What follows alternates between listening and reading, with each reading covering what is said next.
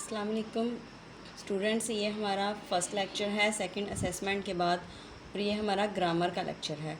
تو ہمارا جو آج کا ٹاپک ہے وہ ہے اس میں علم کی اقسام۔ تو سب سے پہلے ہم لوگ یہ جانتے ہیں کہ اس میں علم کی کتنی اقسام ہیں۔ تو اس میں علم کی 5 اقسام ہیں۔ تو کون کون سی ہیں؟ نمبر 1 پہ ہے خطاب، نمبر 2 ہے لقب، نمبر 3 تخلص، نمبر 4 کنیت، اور نمبر 5 عرف۔ ٹھیک ہے، ہم نے ان 5 کے بارے میں جاننا ہے کہ یہ 5 کیا ہیں۔ ٹھیک ہے، سب سے پہلا ہے ہمارا خطاب۔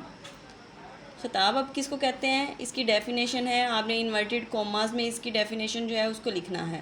ٹھیک ہے، جس طرح میں نے لکھی ہوئی ہے آپ نے بھی اسی طرح ہی اپنی نوٹ بک کے اوپر لکھنی ہے۔ وہ اب خطاب کیا ہے؟ وہ خاص نام جو کسی شخص کو کسی خوبی کی بنا پر یا کسی خوبی کی وجہ سے حکومت کی طرف سے دیا جائے، یعنی کہ گورنمنٹ کی طرف سے کوئی بھی جو ہے وہ شخص کو اس کی خوبی کی وجہ سے کوئی نام دے دیا جاتا ہے، کوئی اعزاز دے دیا جاتا ہے، تو وہ کیا کہلاتا ہے؟ خطاب کہلاتا ہے۔ ٹھیک ہے، یعنی کہ حکومت کی طرف سے، قوم کی طرف سے، ٹھیک ہو گیا، کوئی چیز دے دی جائے وہ کیا ہے؟ مثلاً جس طرح قائد اعظم کا صحیح نام وہ کیا ہے؟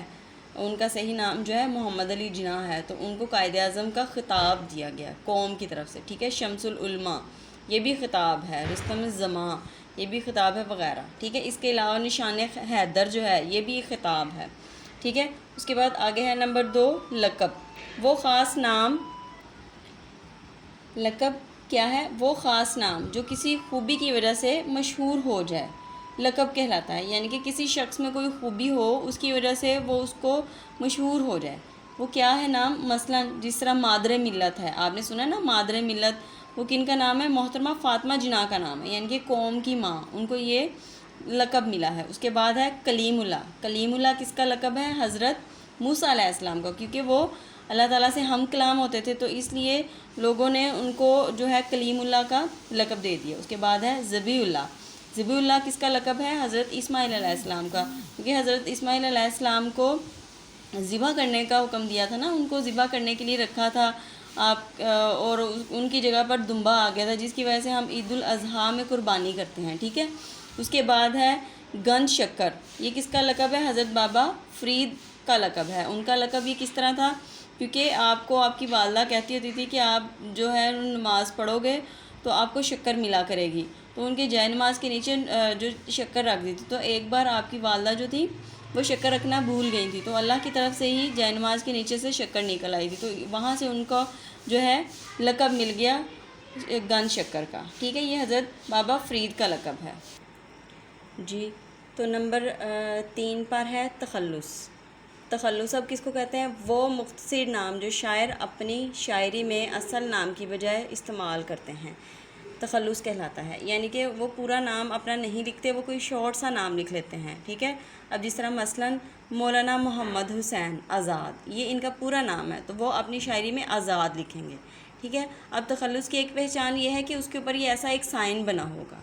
ٹھیک ہو گیا، اسد اللہ خان غالب، اب وہ اپنا پورا نام نہیں لکھیں گے، وہ صرف غالب لکھ لیں گے اور اس کے اوپر ایسے سائن ڈال لیں گے۔ اور محمد امجد اسلام امجد، اور وہ امجد جو ہیں وہ لکھتے ہیں۔ ٹھیک ہو گیا، یہ شاعر لوگ جو ہیں شاعری میں اپنا پورا نام نہیں لکھتے۔ اشعار میں آپ نے اکثر دیکھا ہے لاسٹ والے شعر میں جو ہے وہ ایک مختصر سا شارٹ سا نام لکھا ہوگا، جس طرح آزاد، امجد، غالب وغیرہ۔ ٹھیک ہو گیا، آگے ہے نمبر 4 کنیت۔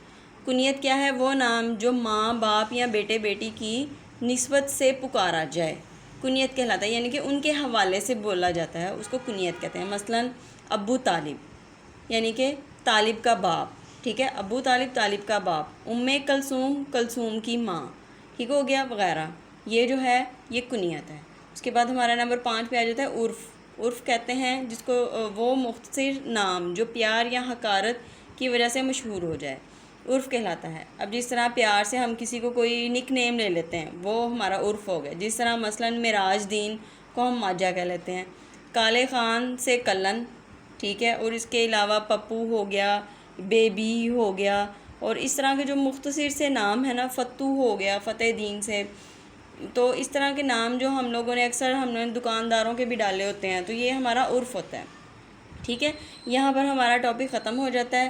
ہمارا جو آج کا تھا وہ تھا اس میں علم کی اقسام، تو اس کی 5 اقسام ہیں، آپ لوگوں نے ان کو اچھی طرح سے یاد کر لینا ہے۔